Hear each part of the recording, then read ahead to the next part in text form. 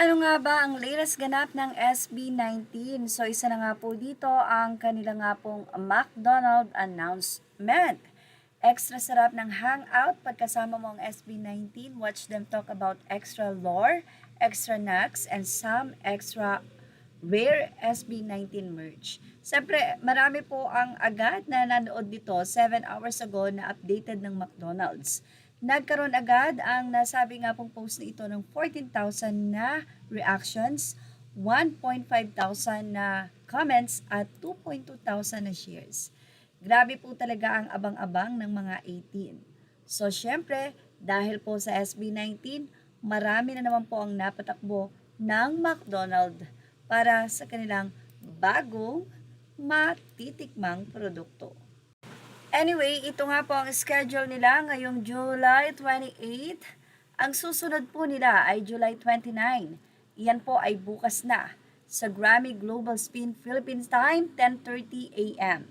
So July 30 naman po ay ang ceremonial first pitch at Major League Baseball MLB 7:40 a.m. Philippine Time. So lagi po yatang kailangang maagang gumising ng mga 18. And of course, ang pinaka-big event, ang July 31, Lollapalooza Philippine Time, 4:30 to 5:30 a.m. Nakapag-subscribe na po ba ang lahat sa Disney Plus?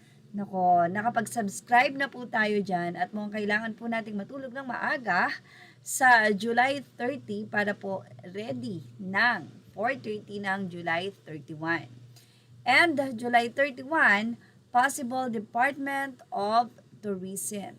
Watch party for SB19's Lollapalooza debut, July 31 lawless release, PH Time. Samantala, masayang-masayang in-update din ng News 5 ang nasabi nga pong pagiging new ambassador ng SB19 bilang Tourism Ambassador ng Pilipinas. At ayon nga sa kanila, nakakatuwa ang nasabi nga pong Galing Bayan Box. Actually, yung Galing Bayan Box, kung titignan natin, may dalawang meaning. Yung galing, bayan, ibig sabihin talagang ang mga Pinoy ay magaling na magaling at ito nga ang ginagawa ng SB19 ang i-promote ito sa ibang bansa. At ang galing, bayan, ibig sabihin sila ay nagmula sa bansang Pilipinas. So, di ba, iba talaga ang konsepto kapag SB19 na ang gumawa.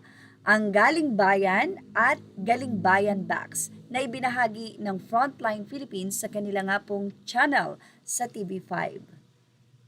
At yan ang ating Showbiz Now update. Images are all credit to the rightful owners. Thank you for watching Showbiz Now.